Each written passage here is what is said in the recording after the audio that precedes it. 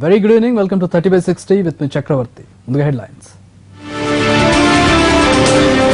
విమానాన్ని పేల్చేస్తామని బెదిరిస్తున్న హైజాకర్స్.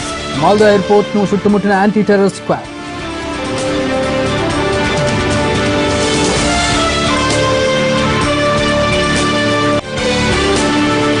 అన్నాడీఎంకేలో చిన్నమ్మలు లేరు, ఆసుపత్రి వివరాలు అడగొద్దు.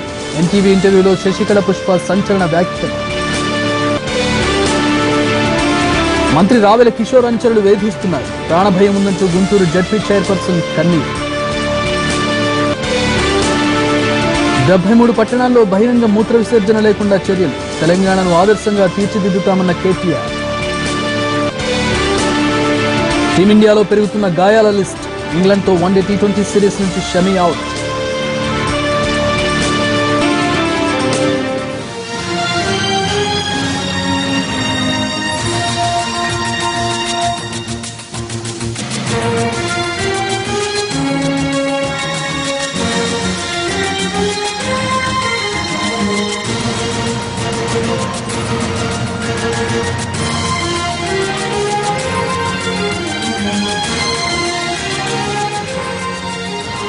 లిబియాలో విమానం హైజాక్ కు గురైంది. సభా నుంచి ట్రిపోలి వెళ్తున్న ఆఫ్రికన్ విమానాన్ని హైజాక్ చేశారు దుండగులు. ఇద్దరు హైజాకర్లు ప్లేన్ ను దారి మళ్లించినట్లుగా తెలుస్తోంది. విమానాన్ని మాల్టాలో దించారు. ప్లేన్ లో 118 మంది ప్రయాణికులు ఉన్నట్లు ప్రకటించింది ఎయిర్లైన్స్. ఇప్పటి వరకు ఏ సంస్థ హైజాక్ పై బాధ్యత వహిస్తూ ప్రకటన చేయలేదు. ఐసిస్ ఉగ్రవాదులే ఈ హైజాక్ చేసి ఉంటారని అనుమానిస్తున్నారు. హైజాక్ల డిమాండ్లు ఏంటో కూడా తెలియలేదు. మరోవైపు అత్యవసర బలగాలు రంగంలోకి దిగాయి. మాల్టా విమానాశ్రయంలో ఉత్కంఠ పరిస్థితి ఏర్పడింది. హైజాకర్లతో అధికారులు చర్చలు జరుపుతున్నారు. 29 మందిని విడుదల చేశారు హైజాకర్లు. మహిళలు, పిల్లలను బయటకు విడుదల చేశారు. హైజాకర్లతో చర్చలు కొనసాగుతున్నాయి. మొత్తం 90 మంది ప్రయాణికుల్లో 29 మందిని బయటకు పంపించారు. వారి డిమాండ్లు ఏంటనేది ఇంకా తెలియరాలేదు. ఏ సంస్థ సంబంధించినటువంటి టెర్రరిస్టులు లేదా వ్యక్తులు దీన్ని హైజాక్ చేశారనేది ఇంకా తెలియరాలేదు. ప్రస్తుతం మాల్టా ఎయిర్పోర్ట్ చుట్టూ స్పెషల్ ఫోర్సెస్ మోహరించినట్లుగా తెలుస్తోంది. వారితో అధికారులు చర్చలు జరుపుతూ ఉన్నారు. టెర్రరిస్టులతో, హైజాకర్స్ ఎవరనేది కూడా పూర్తి వివరాలు ఇంకా తెలియాల్సి ఉంది. అయితే 90 మందిలో 29 మందిని బయటకు పంపించారు. 29 మంది కూడా మహిళలు, చిన్నపిల్లలుగా తెలుస్తోంది. మొత్తం 90 మంది ప్రయాణిస్తున్నట్లు ఎయిర్లైన్స్ అధికారికంగా ప్రకటించింది. సభా నుంచి ట్రిపోలి వెళ్తున్నటువంటి ఆఫ్రికన్ విమానాన్ని ప్రస్తుతం హైజాక్ చేసినటువంటి దృశ్యాలు మనం చూస్తూ ఉన్నాం. మాల్టా ఎయిర్పోర్ట్ లో ఉత్కంఠ పరిస్థితి నెలకొని ఉంది. హై అలర్ట్ ప్రకటించారు. ప్రస్తుతం మాల్టా ఎయిర్పోర్ట్ చుట్టూ యాంటీ టెర్రర్ స్క్వాడ్ మోహరించింది. హైజాకర్స్ తో అధికారులు చర్చలు జరుపుతున్నారు. ఈ చర్చలో 29 మందికి విముక్తి కలిగించారు. 29 మంది కూడా మహిళలు, చిన్నపిల్లలుగా తెలుస్తోంది. మొత్తం 90 మంది ఉన్నారు ఏరోప్లేన్ లో. సభా నుంచి ట్రిపోలికి వెళ్తుంది ఈ ఫ్లైట్. విమానాన్ని పేల్చేస్తామని బెదిరిస్తున్నట్లుగా తెలుస్తోంది. అయితే వారి డిమాండ్స్ ఏంటి, ఎందుకు హైజాక్ చేశారు, హైజాక్ చేసింది ఎవరు అనేది ఇంకా తెలియాల్సి ఉంది. ఐసిస్ ఉగ్రవాదులు దీన్ని హైజాక్ చేసినట్లుగా ప్రాథమికంగా అనుమానిస్తున్నట్లుగా తెలుస్తోంది. అయితే అధికారికంగా ఏ సంస్థ కూడా ఇంతవరకు ప్రకటించలేదు. శశికళను టార్గెట్ చేస్తూ హైకోర్టుకు వెళ్లిన అన్నాడీఎంకే బహిష్కృత ఎంపీ శశికళ పుష్ప జయ మరణంపై సందేహాలు వ్యక్తం చేశారు. జయకు వ్యతిరేకంగా కుట్ర జరిగిందని ఎన్టీవీకి ఇచ్చిన ఇంటర్వ్యూలో ఆరోపించిన శశికళ పుష్ప ఆసుపత్రిలో ఏం జరిగిందన్న దానిపై మాట్లాడేందుకు నిరాకరించారు. The conspiracy about hospital. Okay. Right. Last question. The conspiracy about hospital. Okay. Right. Last question. The conspiracy about hospital. Okay. Right. Last question. The conspiracy about hospital. Okay. Right. Last question. The conspiracy about Sasikala Pushpa ఎన్టీవీతో మాట్లాడారు. ఇంటర్వ్యూని కొద్దిసేపట్లో చూద్దాం. ఇక గుంటూరు టీడీపీలో కలకలం రేగింది. మంత్రి రావెలపై సంచలన ఆరోపణలు చేసిన జడ్పీ చైర్పర్సన్ జానీ మోన్ మంత్రి నుంచి ప్రాణహాని ఉందంటూ ఆవేదన వ్యక్తం చేశారు. కొంతకాలంగా మంత్రి అనుచరులు తనను వేధిస్తున్నారని ఆరోపించిన ఆయన తన ఇంటిపై అనేక సార్లు దాడికి ప్రయత్నించారన్నారు. మండల స్థాయిలో జరుగుతున్న అభివృద్ధి పనుల్లో మమ్మల్ని జోక్యం చేసుకోవద్దని చెబుతున్నారన్నారు. ఇప్పటికే పోలీసులకు ఫిర్యాదు చేశానన్న జడ్పీ చైర్పర్సన్ గత్యంతరం లేని పరిస్థితుల్లో అధినేత చంద్రబాబుకు కూడా ఈ విషయం చెప్పానన్నారు. రావెల కిషోర్ బాబు గారు, సాంఘిక సంక్షేమ గిరిజన శాఖ మంత్రులు రావెల కిషోర్ బాబు గారు, మా కాన్స్టిట్యున్సీ ఎమ్మెల్యే గారు మా ఇంటి మీదకి ఒక 20 మందిని పంపించడం జరిగింది. తాగి ఉన్నారు. వాళ్ళ బొడ్డులో కత్తులు కూడా 2 పెట్టుకోవచ్చు ఉన్నారు. ఎందుకు వచ్చారని చెప్పి మామూలుగా చాలామంది వస్తూ ఉంటారు క్యాంప్ ఆఫీస్. అదేవిధంగా ఇది government guest house camp office. మా హస్బెండ్ గారు ఉన్నారు, నేను పైన ఉన్నాను ఇంట్లో. అదేవిధంగా ఆ టైంలో 5:30 మధ్యలో ఈ విధంగా మనుషులు రావడం, మీరేంటి మినిస్టర్ గారిని తిడుతూ ఉన్నారు, ఎందుకు అసలు మీరు నెగిటివ్గా మాట్లాడుతూ ఉన్నారని చెప్పి మా వారిని బెదిరించడం జరిగింది. మేమెందుకు మాట్లాడతాం అయ్యా, మా ఎమ్మెల్యే, మా మినిస్టర్, మా కాన్స్టిట్యున్సీ అతను. మా కాన్స్టిట్యున్సీ కాకుండా వేరే వాళ్ళు కూడా ఆ 20 మందిలో రావడం జరిగింది. 1-2 మాత్రమే మా కాన్స్టిట్యున్సీ వారు. జడ్పీ చైర్పర్సన్ జానీమూన్ ఆరోపణలపై స్పందించారు మంత్రి రావెల కిషోర్ బాబు. జానీమూన్ తనకు కూతురు లాంటిదన్న ఆయన కలలో కూడా ఆమెకు ఎలాంటి హాని చేయబోనన్నారు. అయితే చీమకు కూడా హాని చేయని తనపై ఆరోపణలు చేయడం బాధ కలిగించిందన్నారు. ఎవరో ఆమెను తప్పుదో పట్టించారన్న మంత్రి రావెలతో మా ప్రతినిధి Krishna face to face. Guntur జిల్లాలో 2 ప్రధాన నేతల మధ్య వచ్చిన అభిప్రాయ భేదాలు ప్రస్తుతం పార్టీలో పెద్ద దుమారం రేపిన పరిస్థితి కనిపిస్తాం. జిల్లా జడ్పీ చైర్పర్సన్ మంత్రి వల్ల తనకు ప్రాణహాని ఉందని ఇప్పటికే సంచలన వ్యాఖ్యలు చేశారు. దానిపై మంత్రి రావెల ఉన్నారు. సార్ చెప్పండి, ఏంటి మీ వల్ల ప్రాణహాని ఉందని జడ్పీ చైర్పర్సన్ చెబుతోంది, ఎంతవరకు వాస్తవం? జానీమూన్ గారు నాకు కన్న కూతురు లాంటిది. గతంలో నేను చెప్పాను, మళ్ళీ చెప్తున్నాను. ఒక కన్న తండ్రి కూతురికి హాని తలపెడతాడంటే అందుట్లో ఎంత వాస్తవం ఉంటుందో మీరే ఆలోచించుకోవచ్చు. ఎవరైనా ఒకళ్ళు చెప్పుడు మాటలు విని మాట్లాడవచ్చు, కానీ ఆ అమ్మాయి నా కూతురు లాంటిది. తనకి ఎప్పుడు కూడా హాని తలపెట్టే ప్రశ్నే లేదు, కలలో కూడా ఊహించేది లేదు. ఏమైనా అభిప్రాయ భేదాలు ఉంటే కూర్చొని పరిష్కరించుకుంటాం. ఇది ఇంట్లో సమస్య, ఇంట్లోనే పరిష్కరించుకుంటాం. సార్, ఇప్పటికే ఒక 20 మంది వచ్చారు, కత్తులు కూడా తీసుకొచ్చారని ఒక చైర్పర్సన్ చెప్తా ఉంది. అసలు ఎంతవరకు వాస్తవం? మీరు 20 మందిని పంపించే పరిస్థితి ఉందా? లేకపోతే నేను చీమకు కూడా హాని చేయనటువంటి వాడిని. చీమను చంపడానికే నేను భయపడతా. అలాంటిది నేను పంపించినటువంటి అవన్నీ వాస్తవాలు కాదు. పాపం ఏదైనా తనకి ఏదైనా ఇబ్బంది ఉంటే తప్పకుండా నాతో మాట్లాడవచ్చు. మళ్ళీ చెప్తున్నా, కన్న కూతురు లాంటిది. ఆ అమ్మాయికి నేను ఎప్పుడు కూడా హాని తలపెట్టను. తను అభివృద్ధి చెందాలి, రాజకీయాల్లో పైకి రావాలి. అందుకు నేను పూర్తిగా సహకరిస్తాను. పార్టీ ముఖ్యం, పార్టీని కాపాడుకోవాలి, పార్టీని నిలబెట్టుకోవాలి, పార్టీని బలోపేతం చేయాలి, అభిప్రాయ భేదాలను కూడా పరిష్కరించుకోవాలి, ఇంట్లో సమస్యలు ఇంట్లోనే పరిష్కరించుకోవాలి. అంటే మీ దగ్గర గెస్ట్ హౌస్కి వచ్చిన నేపథ్యంలో కూడా నీ అంతు చూస్తానంటూ మీరు వ్యాఖ్యలు చేశారంటూ చెప్తా ఉంది. ఎప్పుడు వచ్చి కలిశారు? ఏ విషయంలో మీ మధ్య వివాదాలు? నేను చెప్తున్నా కదా, నేను చీమకు కూడా హాని చేయనండి. నేను అంత చూడటం, నేను చీమకు కూడా హాని చేసే మనిషిని కాదు. కళ్ళలో కూడా చీమను కూడా చిన్న చలి చీమకు కూడా హాని చేయను. నేను అలాంటి మాట్లాడటం అనేది హాస్యాస్పదం. అవి ఒకవేళ ఏదైనా తను ఎవరన్నా చెప్పిన మాటలు వింటుందేమో, దయచేసి వినొద్దని చెప్తున్నాను. ఇప్పటికీ చెప్తున్నాను, మళ్ళీ కన్న కూతురు లాంటిది. ఆవిడకి హాని. మీకు మీ కన్న కూతురు అని చెప్తున్నారు, విభేదాలు ఏమైనా ఉన్నాయి? ఏమి భేదాలు అంటే అతని భర్త మీద మీరు ఏదో ఆరోపణలు చేస్తారు? ఏం లేవు. అందరూ మంచి వాళ్ళే. కన్న కూతురు అల్లుడు అంటాడు.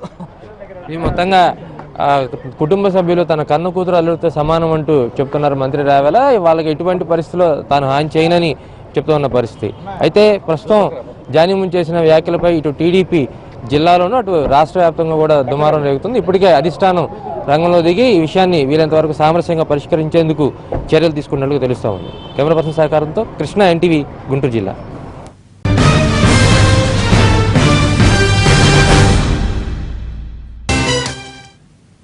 Back news. కృష్ణా జిల్లా పామర్రు వైసీపీ ఎమ్మెల్యే ఉప్పులేటి కల్పన టీడీపీలో చేరారు. సీఎం చంద్రబాబు ఆమెకు కండువా కప్పి పార్టీలోకి ఆహ్వానించారు.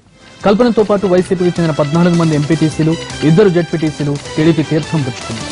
చంద్రబాబు చేస్తున్న అభివృద్ధిని చూసి పార్టీలో చేరాలని నిర్ణయించుకున్నట్లు చెప్పారు కల్పన.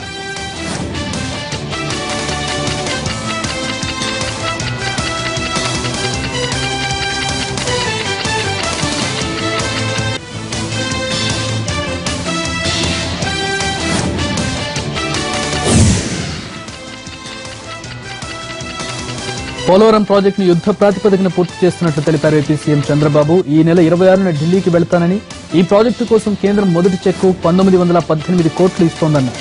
2019కి ప్రాజెక్టును పూర్తి చేస్తామన్నారు చంద్రబాబు. ఇదే జరిగితే దేశంలో ఇంత త్వరగా పూర్తయిన project Polavaram అవుతుందన్నారు AP CM.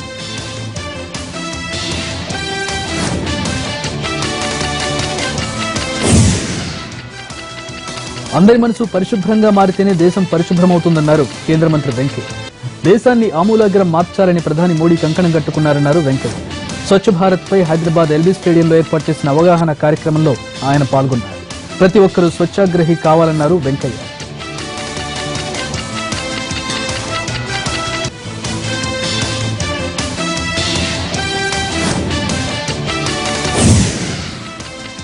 Swachh Bharat స్ఫూర్తివంతమైనది అన్నారు మంత్రి కేటీఆర్.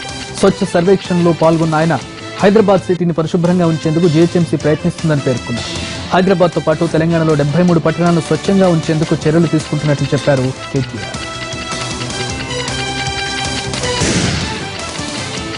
పెద్ద నోట్ల రద్దుపై ప్రభుత్వ తీరుకు వ్యతిరేకంగా వెలగపూడిలో కాంగ్రెస్ పార్టీ మహాధర్నా చేపట్టింది. ఈ ధర్నాకు ఏపీ కాంగ్రెస్ ముఖ్య నేతలంతా హాజరయ్యారు. చిన్న నోట్ల కొరతను తీర్చడంలో ప్రభుత్వం విఫలమైందని కాంగ్రెస్ నేతలు మండిపడ్డారు. ఏపీ తాత్కాలిక సచివాలయం కేంద్రంగా తొలి ధర్నాను కాంగ్రెస్ చేపట్టింది. పెద్ద నోట్ల రద్దు చంద్రబాబుకు ముందే తెలుసని ఆరోపించారు కాంగ్రెస్ సీనియర్ నేత కేవీపీ. అందుకే చంద్రబాబు తమ అనునాయుల ఆస్తులను జాగ్రత్త చేస్తున్నారని విమర్శించారు. తమ ఫ్యాసిస్టు విధానాల ద్వారా మొత్తం అన్ని వ్యవస్థలను కేంద్ర రాష్ట్ర ప్రభుత్వాలు తమ గుప్పిట్లో పెట్టుకున్నాయంటూ మండిపడ్డారు కేవీపీ. ప్రత్యేక ప్యాకేజీకి ఇప్పటికీ చట్టబద్ధత కల్పించకుండా కేంద్రంలో మంత్రులను కొనసాగించడంపై ఫైర్ అయ్యారు.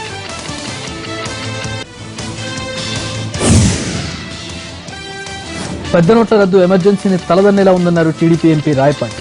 ముందు నుయ్యి వెనక గొయ్యిలా ప్రభుత్వ పరిస్థితి ఉందన్న రాయపాటి ఆ కష్టాల నుంచి గట్టెక్కిస్తారని చంద్రబాబును కన్వీనర్ గా చేశారని అభిప్రాయపడ్డారు. క్షేత్రస్థాయికి వెళితే ప్రజలు తన్నేలా ఉన్నారన్న రాయపాటి మోడీ చుట్టూ ఉన్నవారు ఆయన తప్పుదో పట్టించారని చెప్పారు.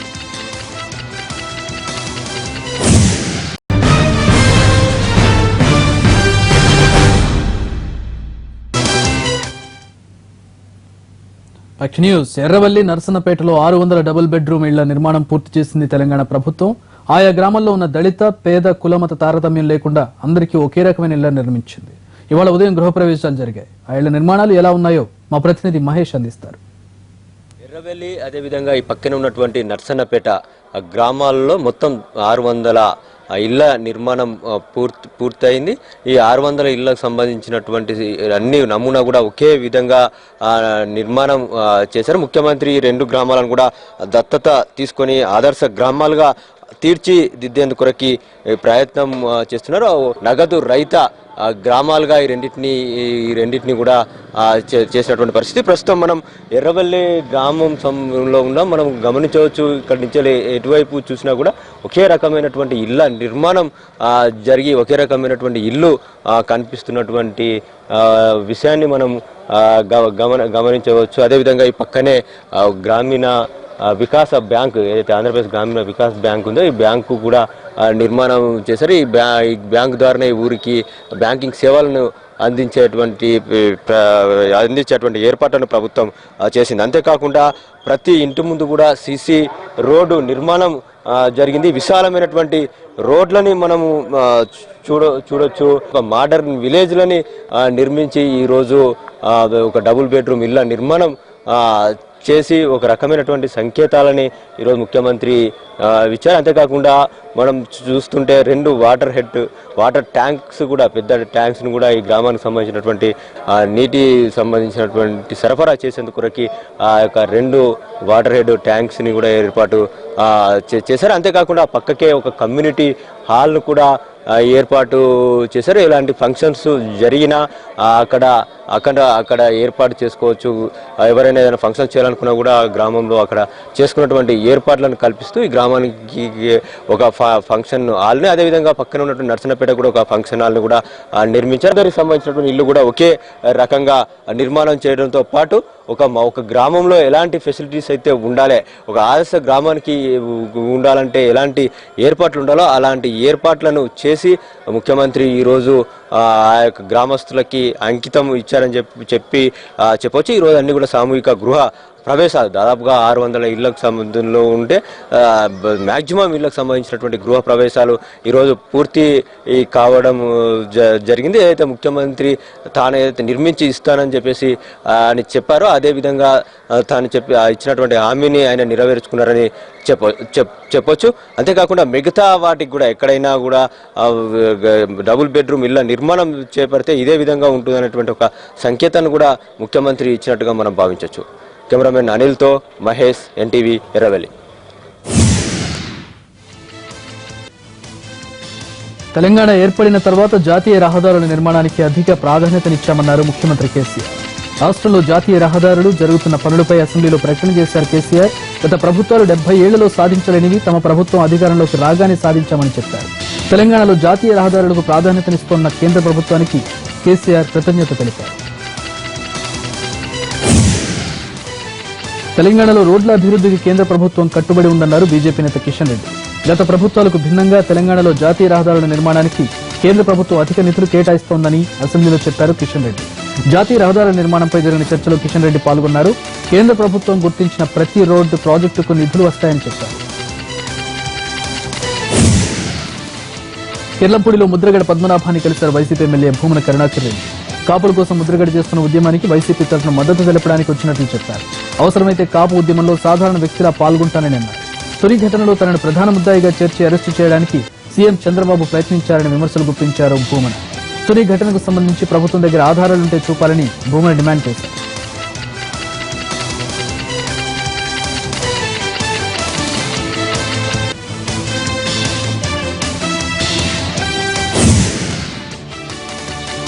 అంతర్జాతీయ కూచిపూడి నాట్య సమ్మేళనం విజయవాడలో ఘనంగా ప్రారంభమైంది. ఇందిరాగాంధీ మున్సిపల్ మైదానంలో కూచిపూడి నాట్య సమ్మేళనాన్ని ఏపీ సీఎం చంద్రబాబు ప్రారంభించారు. ఈ కార్యక్రమంలో సుప్రీంకోర్టు న్యాయమూర్తి జస్టిస్ ఎన్వి రమణ పాల్గొన్నారు. 3 రోజుల పాటు జరగనున్న ప్రదర్శనలో పాల్గొనేందుకు రాష్ట్రం నలుమూలల నుంచే కాదు దేశ విదేశాల నుంచి కళాకారులు తరలివచ్చారు.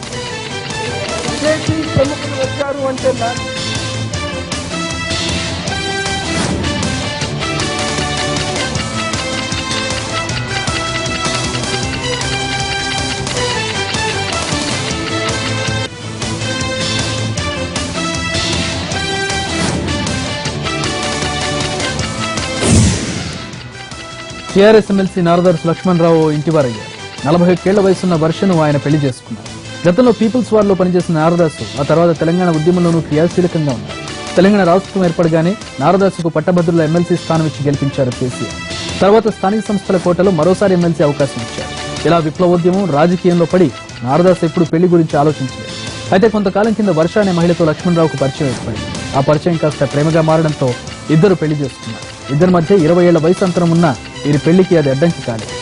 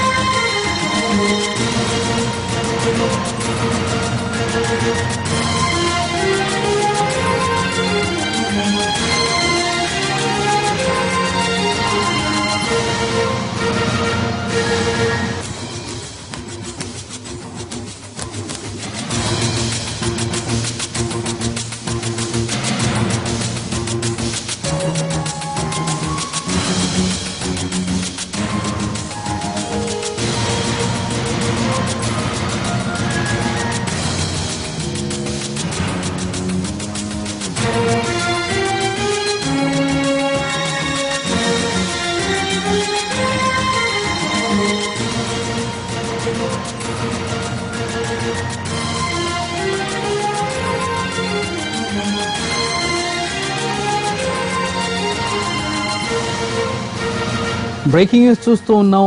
దేశ సేవలు అందించి బార్డర్లో దేశానికి రక్షణ కల్పించినటువంటి సైనికులకు తెలంగాణ ప్రభుత్వం ప్రత్యేక గుర్తింపునిచ్చింది. ఒక రివార్డుతో వారికి ఆ గుర్తింపునిస్తూ ఉంది.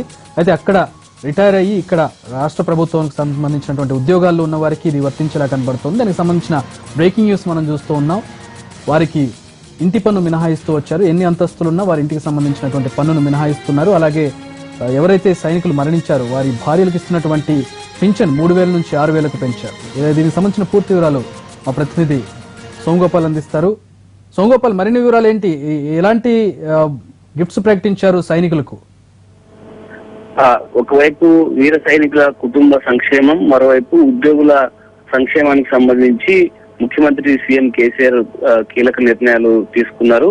తెలంగాణలో ఉన్న సైనికులకు, అంటే మిలిటరీలో పనిచేసి రిటైర్డ్ అయిన తర్వాత రాష్ట్ర ప్రభుత్వంలో మరో ఉద్యోగం చేసిన వారికి డబుల్ పెన్షన్ విధానాన్ని అమలు చేయాలని సీఎం కేసీఆర్ ఆదేశించారు. మరో ఉద్యోగం చేసి విరమణ పొందిన వారికి కేవలం ఇప్పటి వరకు ఒక పెన్షన్ విధానమే అమల్లో ఉంది. అలా కాకుండా రాష్ట్ర ప్రభుత్వంలో మాజీ సైనికోద్యోగులు పనిచేస్తే మిలిటరీ ఇచ్చే పెన్షన్ తో సంబంధం లేకుండా రాష్ట్ర ప్రభుత్వ సర్వీస్ నిబంధనలను అనుసరించి పెన్షన్ ఇవ్వాలన్నది దీని ఉద్దేశం. దీంతో పాటు మరికొన్ని మినహాయింపులు కూడా ముఖ్యమంత్రి ప్రకటించారు.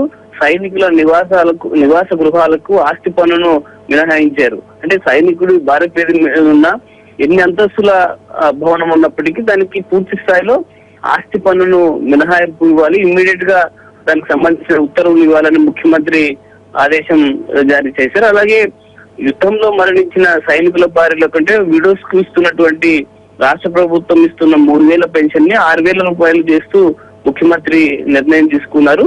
అలాగే ప్రభుత్వ ఉద్యోగులకు సంబంధించి కూడా కొన్ని కీలక నిర్ణయాలు తీసుకున్నారు. అంటే ప్రభుత్వ ఉద్యోగం చేసి మరణించిన ఉద్యోగుల కుటుంబాలకు ఉద్యోగం కల్పించే కార్య నియామకాల విషయంలో మానవత్వంతో వ్యవహరించాలి. 10 రోజుల్లోనే ఇమీడియట్ గా వాళ్ళకి ఆర్డర్స్ ఇవ్వాలి. నెలల తరబడి వారిని ఆఫీసుల చుట్టూ తిప్పించుకోవడం సరైనది కాదని ముఖ్యమంత్రి ఆదేశించారు. 10 రోజుల్లోగానే ఎంతమంది ఉన్నారో మొత్తం లిస్ట్ అవుట్ చేసి వాళ్ళందరికీ ఉద్యోగాలు ఇవ్వాలని ముఖ్యమంత్రి ఆదేశాలు జారీ చేశారు. అలాగే రిటైర్డ్ అయిన రోజు ఉద్యోగులను ఖచ్చితంగా ప్రభుత్వ వాహనంలోనే ఇంటికి పంపించాలి. అలాగే పెన్షన్లు కూడా ఉద్యోగులు చివరి రోజునే వాళ్ళకి ఇవ్వాలని ఆదేశించారు.